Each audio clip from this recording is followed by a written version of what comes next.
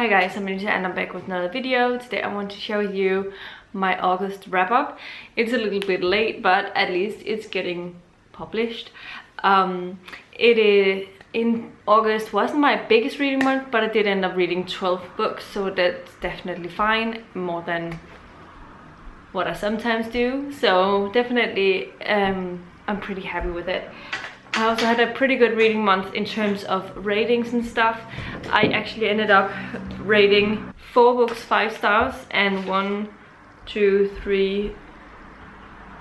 books 4.5 stars. So I definitely consider that a decent reading month in terms of quality.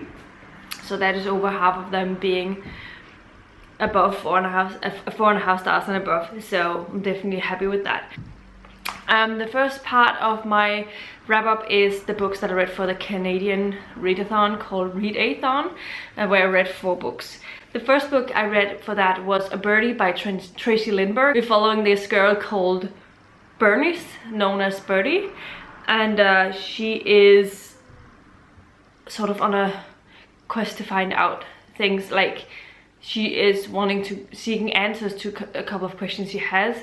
And some of the plot is definitely dealing with like Indigenous women who went missing in Canada, and it's a really important topic in that. It also sort of is told with a certain type, like a good amount of humor. Like, it's not as heavy all the time, which is something I liked about it, because it was a really heavy topic and sometimes it would hit you really hard about how difficult some of the things that were described in this one was to deal with, but on the other hand it had a sort of lighter humorous tones in some places, which I enjoyed. But what made me not give this book 5 stars is the fact that it was structured in a really weird way in some places as well. So I ended up giving it a 4 out of 5 stars, but I definitely do recommend it. Definitely an interesting read, and I recommend it if you're looking for some Canadian fiction about Indigenous people in Canada. I definitely suggest you can check this out. The second book that I finished was Moon of the Crusted Snow by Waubgeshig.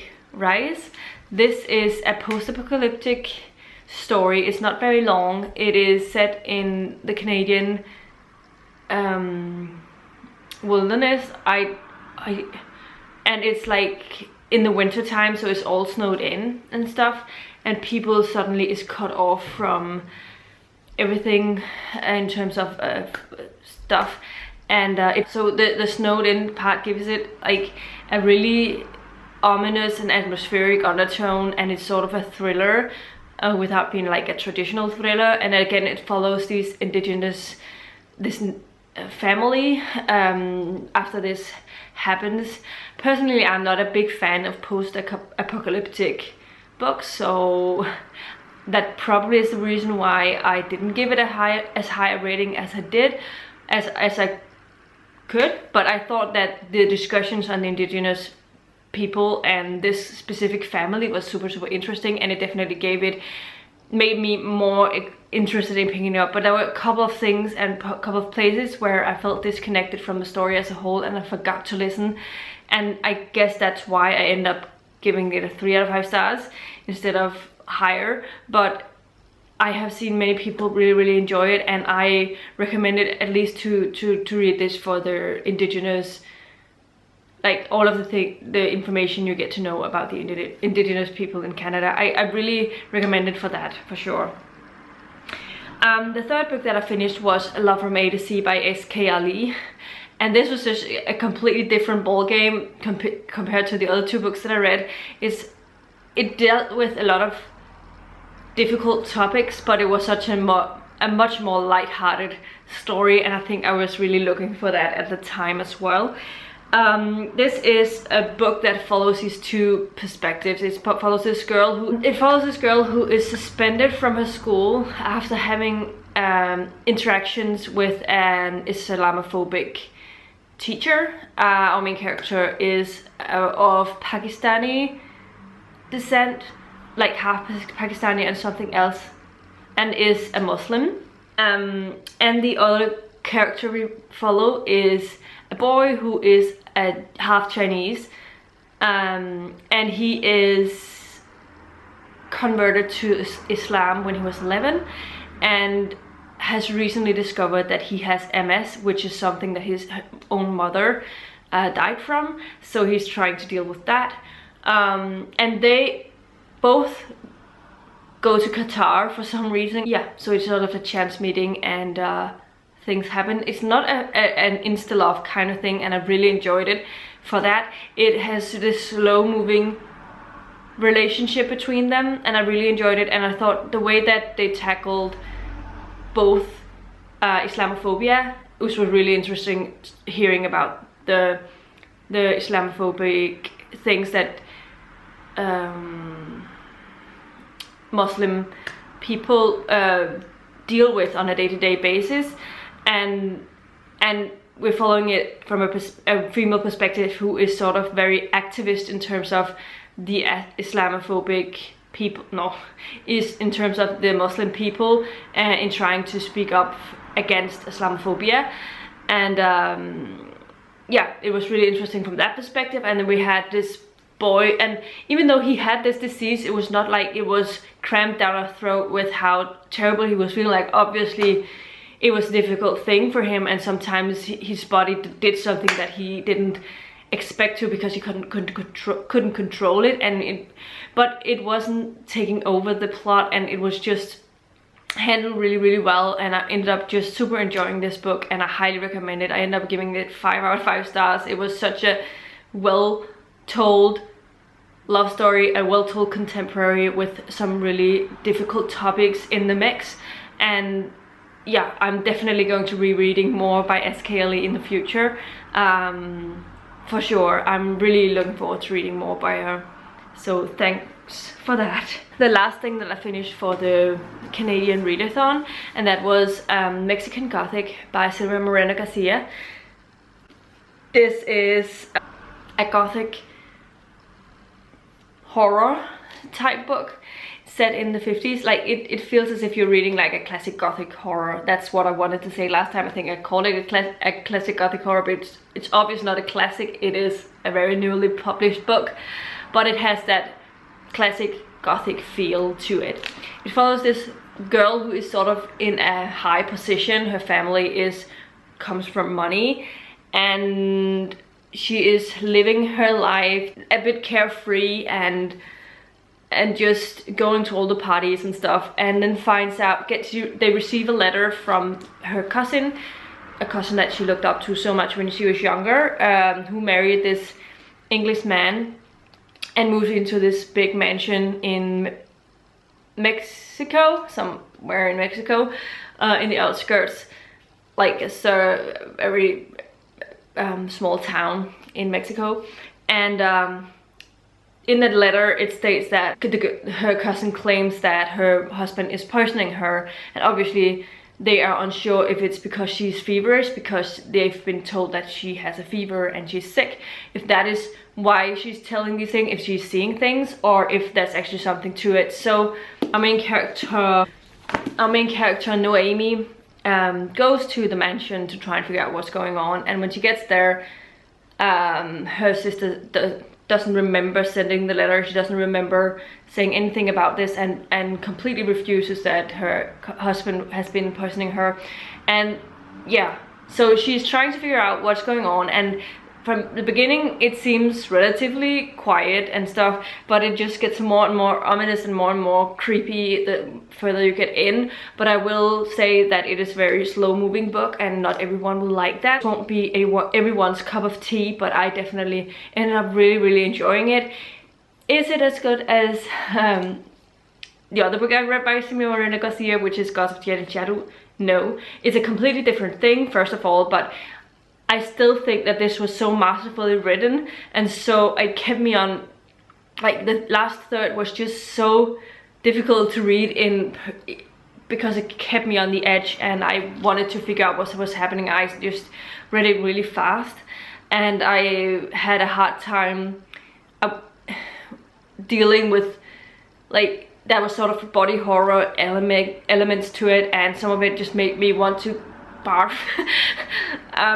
But I ended up giving it 5 out of 5 stars. I highly recommend it if you do enjoy slow-moving horror books. It's definitely not fast-paced, so don't go into this expecting a really fast-paced book, because you're not gonna get that. The next book that I finished was Peace Talks by Jim Butcher. This is book 16 in the Dresden Files. It's a very new release.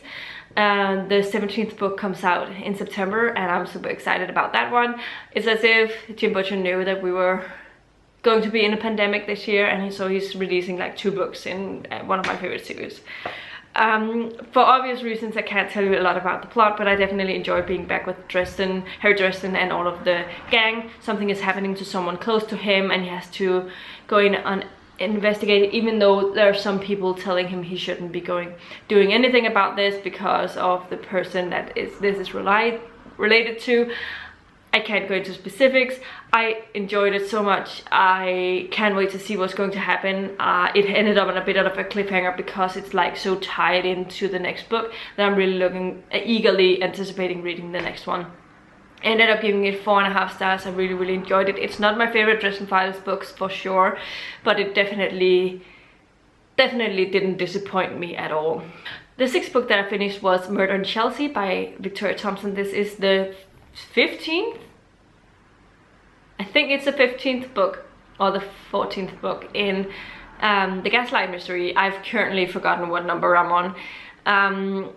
This book, again, I can't say much about the book because it's like it's a book in a series, and usually I can tell you a little bit about the mystery, but the mystery is so closely related to the characters in this that I won't tell you about the mystery either, because it will spoil about something.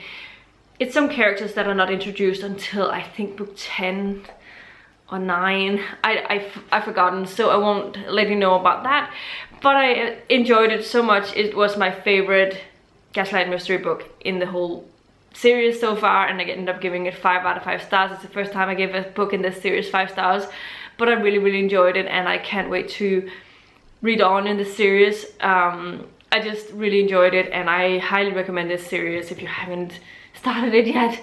I definitely think it's a very great mystery series and set in the late 1800s in New York. So I like the fact that yes, it's a mystery, but it actually has so much character development with the characters we are following, and that is one of the reasons why I don't think you can just jump into it with book later in the series, which you can do with a lot of other cozy mysteries or mystery series, because the characters is such a big element to the story that you are missing out on something if you don't know like their previous history together and how they got to this point in time. So I definitely think you should read them in the chronological order of the series for sure. The next thing that I finished was Smoke Bitten by Patricia Briggs. This is the 12th book in the Mercy Thompson series. The Mercy Thompson series is one of my absolute favorite urban fantasies, alongside Harry Dresden. Actually, it's my favorite. And we went and things happened. Like, this one definitely had a couple different plot lines. I think there were 3 different storylines that was woven into this story and things that were happening in Mercy Thompson's life. And one of the reasons why this wasn't my favorite is because of that. I think it had a little too many things going on. There was something going on in her private relationship with Adam, and I understand sort of how like it has something to do with something that happened in the previous book, and it was definitely interesting to follow that. And I think then there was this thing happening with a rabbit, a feral rabbit that like gives this that bites people, and you like get smoke rabbit. I think that was what it's called. And Mercy is actually bitten by this one, and that's why it's called Smoke Bitten. But she has a way of reflecting magical things. She couldn't reflect this completely, but she's not infected as other people are when they have been bitten by this creature. And it was definitely interesting in that. But then there was a last thing that I think was also a part of this, and I don't think that was completely necessary in this book. However, I still really enjoyed it, and I can't wait to read on in the series when another book comes out. But I'm going to try and start on the Alpha and Omega series. This one was a 4.5 stars for me. It's not a full 5 stars, but it was definitely better than the previous book in this series. I think it did better than that, but it's not my favorite. Yeah, that's what I want to say. The next book that I finished was Heartless by Gail Carriger. This is the 4th book in the Parasol Protectorate series. This is a series that follows this girl called Alexia Terabati. She is sort of soulless, and she is able to, she doesn't get affected by other supernatural beings as other people, like regular humans does. So she can sort of reflect like vampires and stuff and sort of defeat them if she wants to, and that makes her not really liked in neither the supernatural world or the human world. This series is so super fun, light-hearted, sort of urban fantasy like thing that's set in the 1800s in Victorian times. I really enjoy it.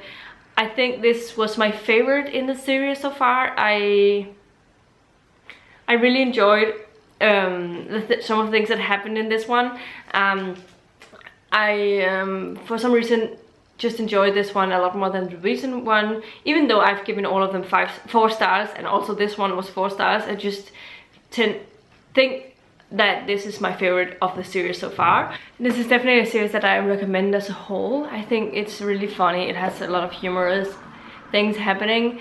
So if you enjoy urban fantasy books, if you enjoy a little bit of British humor, I think you are going to really enjoy this one. So yeah, I give it 4 out of 5 stars as I said, so definitely a great read. And the next thing that I read was 7 Deadly Shadows by Amanda Stevens? Something Stevens, right?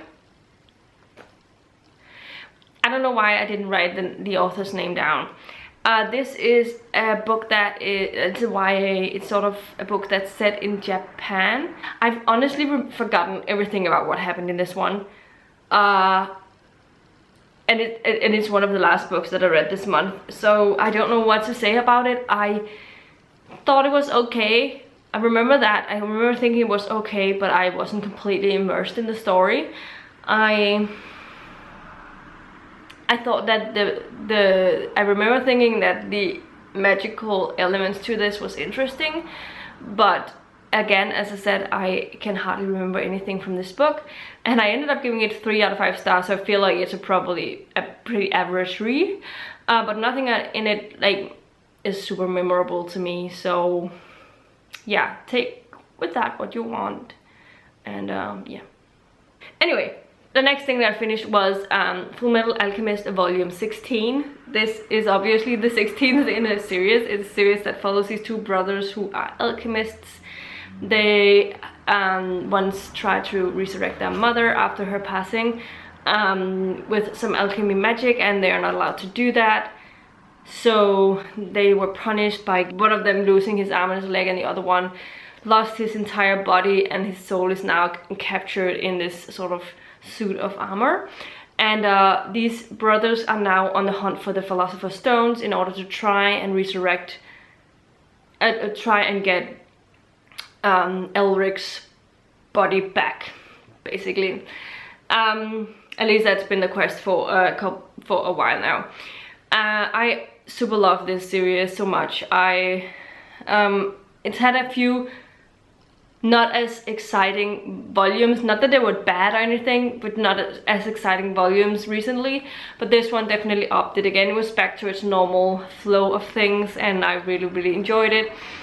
I've said it multiple times before, but Elle is just such a gem. I enjoyed Edward in this one as well.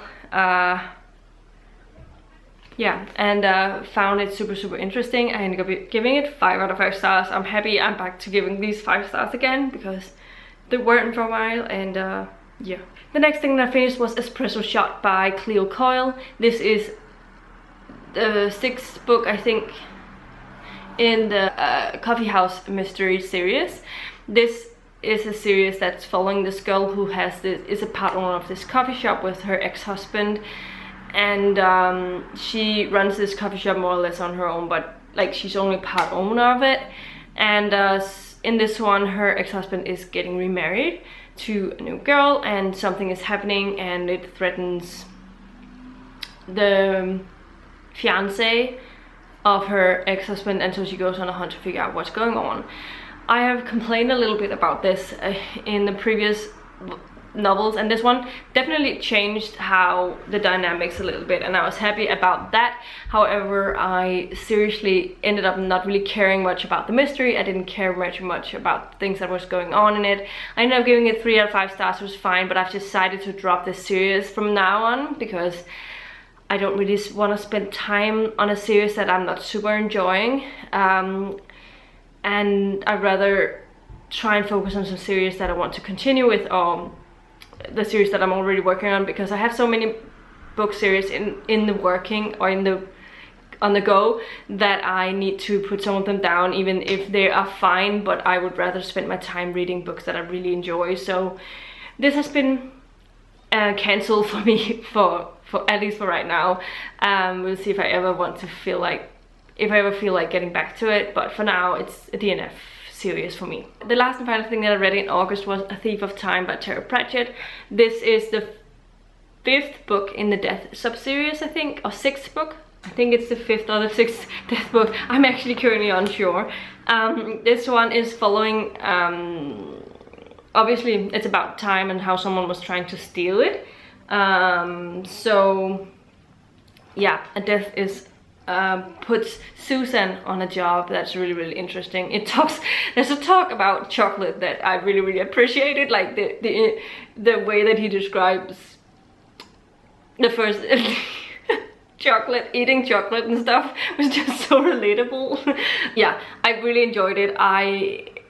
Susan's development is amazing. I have said that a couple of times while reading the Death books. I think she's such an excellent character. Susan, Death, and Esme Weatherwax is my absolute favorite Discworld characters, and this just made me even more grateful for having a character like Susan in my stories. I super enjoyed this, and I didn't love it as much as Hogfather or Reaper Man or Mort, but I definitely still really enjoyed it, and I ended up giving, I had to sit on this for so long because I didn't know what to rate it, but I ended up giving it 4.5 stars. It doesn't mean that I didn't love it. Terry Pratchett, I've mentioned it so many times that he's like one of my favorite authors, and he just keeps adding some really good discussions to every book. Even though it has this humorous undertones, he always has some interesting discussion about the political things that's going on right now, or the way that society works and stuff. And it's always super interesting seeing his take on things, and love this one. 4.5 stars. So that was all of the 12 books that I read in August. Let me know in the comments down below if you've read any of the books that I've been talking about today. What did you read in August? What was your favorite thing that you read in August? I'd really like to know that. Let me know if you have any recommendations from what you've been reading in August. That could be fun. If you enjoyed the video, please give it a thumbs up, subscribe to the channel if you haven't already, and I'll see you in my next video very soon. Goodbye!